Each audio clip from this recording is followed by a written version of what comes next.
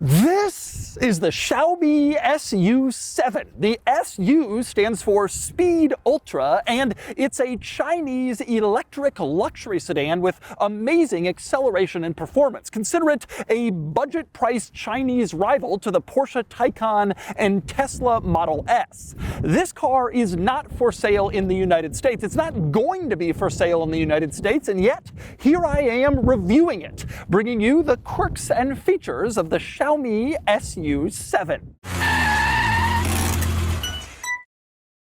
Today's video is sponsored by Cars and Bids, which is my online car auction website for modern enthusiast cars. So far, Cars and Bids has sold almost $500 million worth of cars. All sorts of special and cool stuff like this, and this, and this, and this. If you're looking to sell your enthusiast car, reach a vast audience at carsandbids.com. All right, time for the quirks and features of the Xiaomi SU7. Although the Chinese people who brought me this car, they say Xiaomi SU7 instead of SU7. You can say whatever you want. More importantly, you're probably wondering, what is this car and why should I care about it? So, this is a Chinese market performance luxury sedan. A few interesting things. For one, a couple of years ago, Xiaomi was making cell phones and not cars. They didn't have a single automobile in their product lineup at all.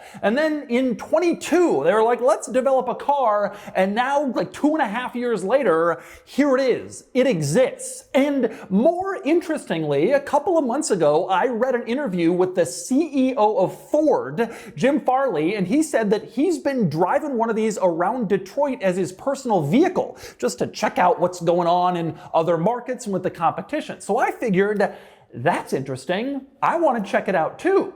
And so here it is. Okay, so the basics, and we'll start with size. In terms of overall length, this is very comparable to a Tesla Model S or a Porsche Taycan. In fact, it's sized right in between those vehicles and within an inch of either one. So that gives you an idea of how big it is. Now, there are 3 versions of the SU7. The base model, rear-wheel drive, has about 300 horsepower. The mid-level trim has about 665 horsepower and all-wheel drive. And then there's an Ultra version, which has about 1,500 horsepower. Obviously, an absolutely insane number. Now, this is the mid-level version, which, strangely enough, is called the Max. Indeed, it is not max, it is mid, but 665 horsepower is nothing to scoff at. That's still a really serious figure. Now, amazingly, despite this car's size and its performance level, it's priced more like a Model 3 than a Model S. Xiaomi sells this in China for the equivalent of around $40,000 to $45,000. But again, that's based on Chinese pricing, and there are no plans to sell this car here. With import costs and regulations and tariffs, who knows what it would sell for in the States. But it seems like a pretty good value. As far as range, figure 400 to 500 miles. Curb weight is a little over 6,000 pounds. And acceleration, this does 0 to 60 in 2.8 seconds, while the Ultra version does it in under 2 seconds. In fact, a prototype version of the SU7 Ultra just set the all-time lap record at the Nürburgring for a 4-door vehicle. So this is fast. So let's talk through quirks and features, starting with the exterior styling of this car, which frankly, I think looks really nice. That's especially true in comparison to the Tesla Model 3, which is sort of bland and dull and familiar. This looks more aggressive, more exciting, more emotional. It certainly is a nicer, more impressive looking car than a Model 3, which I guess would be a close competitor. With that said, one interesting design touch, the radar sensors for all the driver assist technology in this car is mounted right here at the top of the windshield, and it gives it sort of a taxi cab look. If you look at that and notice, it looks like a taxi light, which frankly isn't really all that great. The black tint on the outside of this car kind of hides it, but if you do notice it, it's not particularly attractive. Now, one other interesting thing about this car, despite its teardrop shape, unlike most other EVs with a similar shape, this is not a hatchback. Instead, it's a 4-door sedan with a trunk. You open up the trunk, you can see It's just a trunk, no hatchback, and the trunk itself is not particularly interesting or quirky or exciting, but normal sized for a vehicle like this. And since we're opening stuff, how about the charge port door? You go over to the rear driver's side of the car. There's a little place where you put your finger, you tap on it, the charge port door automatically pops open, which is kind of a cool quirk. Now, also on the outside of this car, one thing you'll notice is fairly dark tint. This is factory tint, apparently legal in China, might be legal here in the States too, the darkness of it, but they're especially bragging about how much light the tint filters. In fact, they're bragging on the outside of the car. This top icon shows that it blocks 99% of UV light coming into the car, and the lower icon talks about how much heat is blocked by the tint on this car. Interestingly, those icons are displayed on all SU7 models to show just how much work the tint is doing,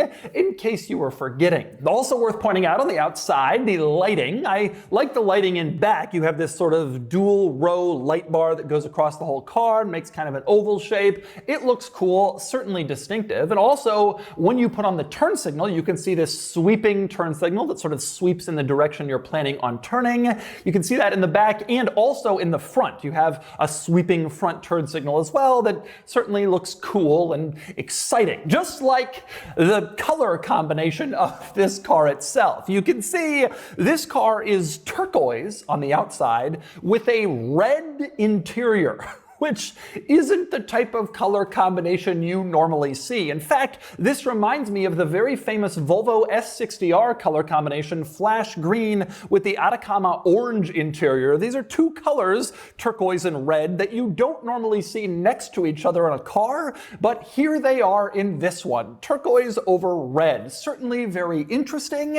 And so now, since we're talking interior, let's go inside and see all the quirks in there. Ah, yes, sitting inside the Xiaomi SU7.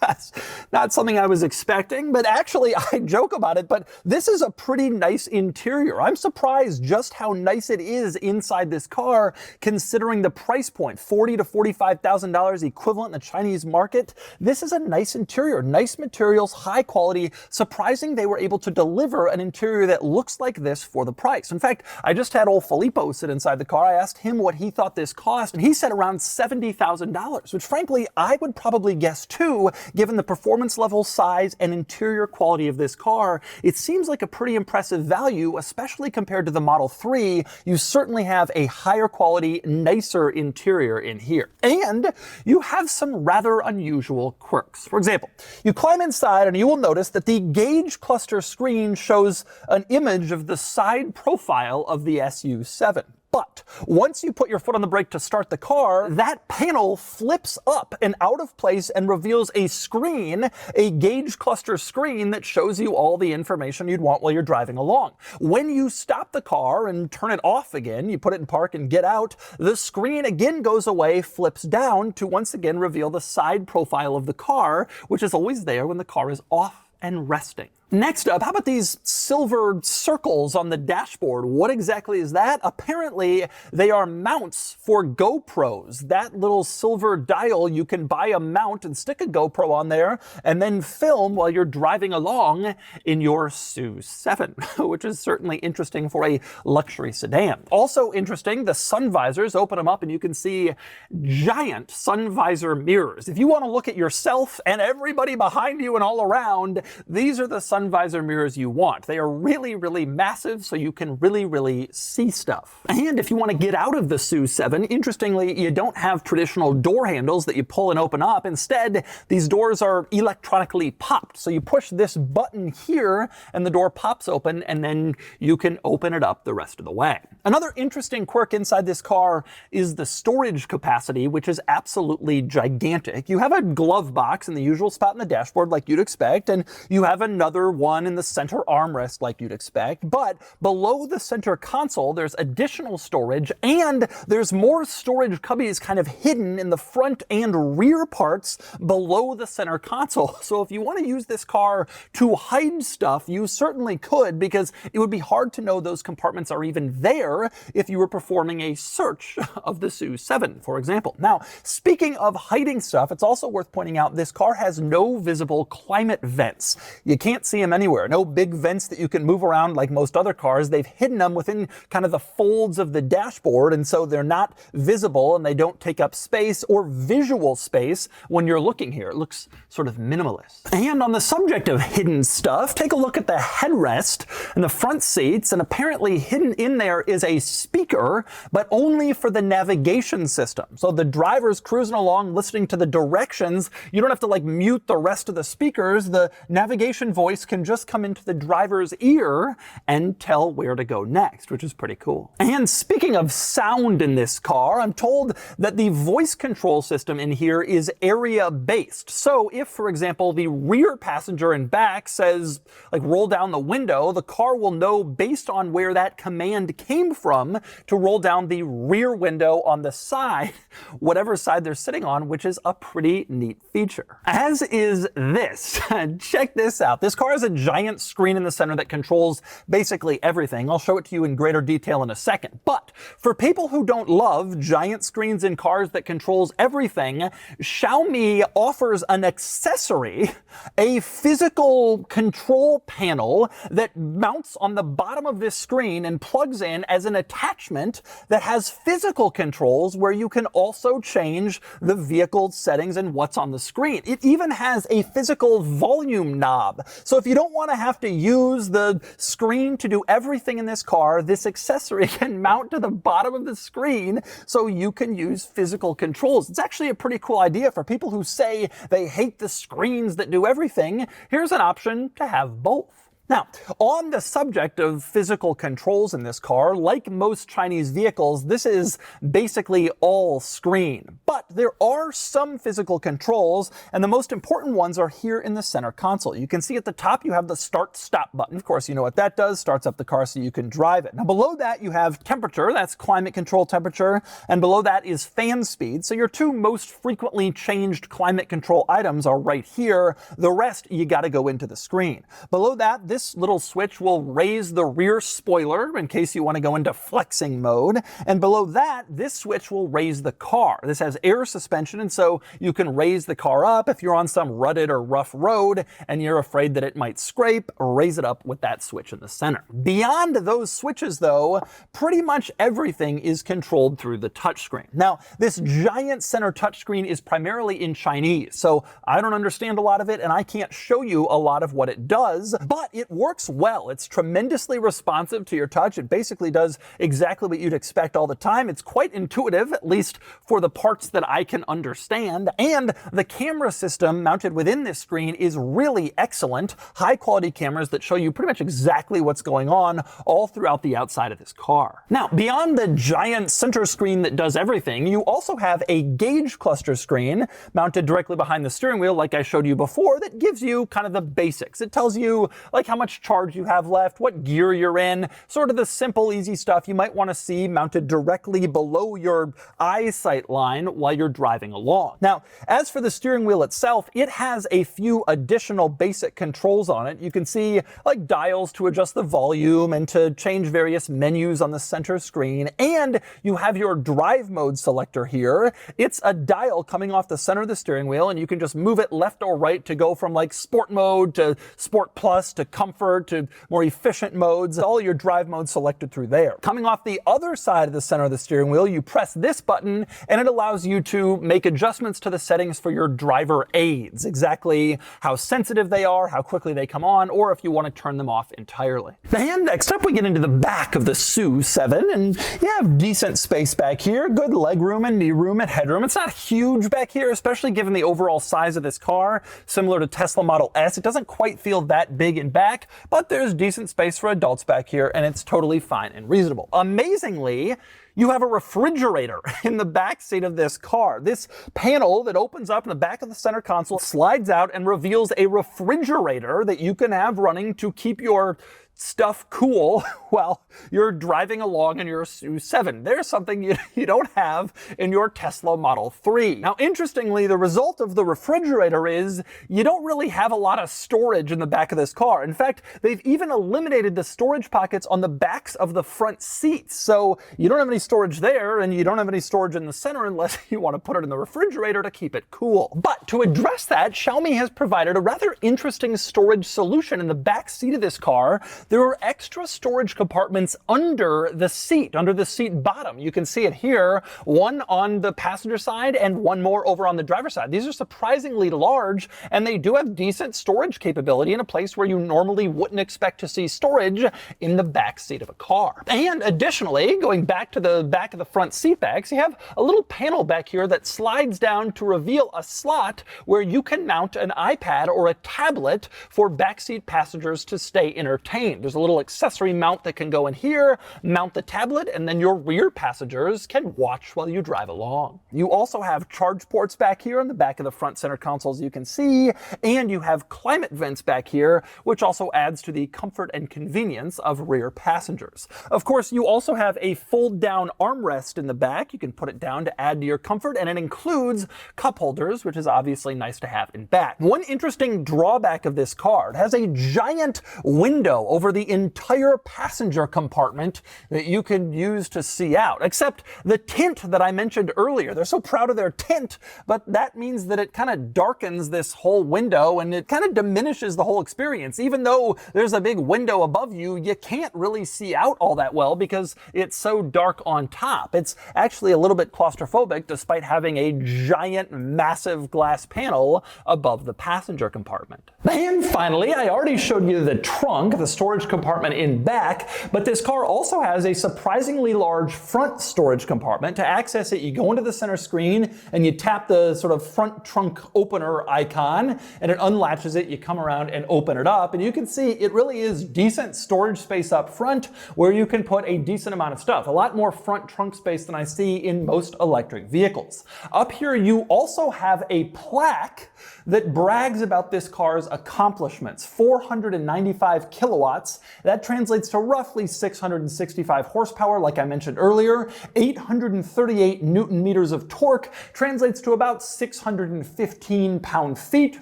And then you have 21,000 RPM, the electric motor spinning. Apparently, that's impressive. And then, of course, the side profile design of the SU7. That's what's under the front trunk, but you're probably wondering, how does this drive? This Chinese-made, ultra-powerful, the SU7 Max. What's it like on the road? Let's find out. All right, driving the Xiaomi SU7, which is not something I thought I would be saying, really. Obviously, this car is not sold in the States. I haven't ever seen one until this morning, and here I am behind the wheel. It's definitely an interesting experience. My first impression of this car is that it's nicely put together, honestly. The interior is pretty good and the quality feels nice. I think there's a perception among a lot of Americans that Chinese products are inferior quality, etc., just based on, years of buying cheap stuff on Amazon, made in China, etc. But the vehicles, they've taken huge strides in their auto industry in China, and the vehicles are now quite competitive and impressive, at least from a styling standpoint, technology standpoint, and like materials and build quality. Now the question is, does it drive competitive compared to other EVs that are on sale here in the States? Let's find out. The ride quality is pretty good, and that's even true as I go into sort of the more sporty drive modes. It's not all that harsh. It feels good. It feels compliant and comfortable on the road, like I would expect from a luxury car. Although it's worth pointing out at the price point where this car is, it's not really deep into luxury territory. It's actually a fairly affordable and reasonable car. I'm going to try the boost mode. Here we go. Woo-hoo! Woo-hoo! That's fast. Not surprising. I mean, that's what you expect from electric vehicles these days with a lot of power. You know, that was a crazy party trick 3 years ago. These days, a lot of EVs have it. This car gets a little squirrely when you get going that fast. Well, it's worth pointing out this particular one is on all-season tires, so it probably doesn't have quite the best level of grip that you might expect, but it's still pretty good, and it's really fast. It definitely will kick you back in your seat, just like you'd expect from a Model 3 Performance or sort of similar electric cars. Now, one thing I'll say that I did notice driving this car around is that when you get up to higher speeds, the steering, which is very precise at lower speeds, retains that precision, and as such, it makes the car feel a little bit twitchy at higher speeds. When you get going pretty quickly and you steer, it does respond very quickly. It's generally nice to have, but it's not quite as linear of a steering response. It's actually surprisingly quick to respond, and when you're going faster, could potentially cause a little bit of an issue, or at least surprise you at higher speeds. Not really the ideal situation, although it's worth pointing out, as we know, the Ultra version of this car has this amazing Nürburgring lap time, so the steering and handling is pretty dialed in. I think you would get used to that and get used to expecting it, but as someone who's kind of more used to sort of a lazier steering feel as you get going faster, this car doesn't necessarily have that. It certainly is, maybe one would call it maybe a little bit twitchy as you're going fast. Now, with that said, on the subject of driving experience and steering, they've done a pretty good job of neutralizing the weight of this car when it comes to handling. This car, like other EVs, is pretty heavy. And yet it doesn't really feel like that when you're kind of pushing it around corners. It actually feels surprisingly dynamic and quick. Part of that is the quick steering, which I was just complaining about. It's actually a benefit in terms of, you know, feeling like it's dynamic and quickly tossable. It's also worth pointing out this car is relatively quiet. With the windows up, it feels almost kind of like luxury car quiet. You don't really hear much that's going on around you, which is nice. You don't really hear much in terms of tire noise or feel dramatically much. And when you switch into more of a comfort-based drive mode, then you can really, the ride really kind of becomes more compliant. You lose some of the EV sound that happens when you accelerate. The car is just a little bit more cushy and comfortable, and frankly, nice to be behind the wheel for like a daily driving type situation. Overall, this is a pretty impressive car. As far as, you know, sedans go, and especially sedans at the price point where they claim to be selling it, like this is a pretty good overall vehicle. I think it checks a lot of boxes. It's fast, it looks cool, the tech's good, it's fun, it has some cool quirks. The question I think is, you know, again, are American buyers ready to accept sort of a Chinese vehicle? And I think that's a harder one, right? Regardless of quality, new brands, and especially Chinese brands, is a little bit of a not sure we're gonna go there thing. But Korean car companies showed up, you know, 10, 20 years ago, 20, 30 years ago now, and had significant success by making great products. And so you can imagine how it could happen if the Chinese did decide to sell cars here. In the tariff environment, they might have to build them here, but nonetheless, if they did that, the cars could be successful. And this is a surprisingly excellent car and surprisingly competitive with other EVs that we've become acclimated to. The Chinese certainly aren't behind, and this car definitely proves that. And so that's the Xiaomi SU7. I gotta be honest, this was better than I was expecting, with some attractive styling, nice technology, and a surprisingly good driving experience. I'm not sure if US buyers would really be interested in Chinese cars, but if they were, this one is certainly competitive with other EVs that are already on sale here in the United States. And now it's time to give the SU7 a DougScore. And the DougScore is here, 69 out of 100, which puts the SU7 shockingly high among electric sedans, losing out only to the Taycan Turbo S and the Lucid Air, which cost a lot more than the SU7. Truth be told, the SU7 isn't a standout in any big area until you factor in the price. Then it becomes amazing. It offers excellent technology, styling, and performance for a shockingly affordable number. This won't be sold in the US due to tariffs on Chinese cars, but you do have to wonder, if the Chinese can make a car like this at this price point, why can't it be done in North America?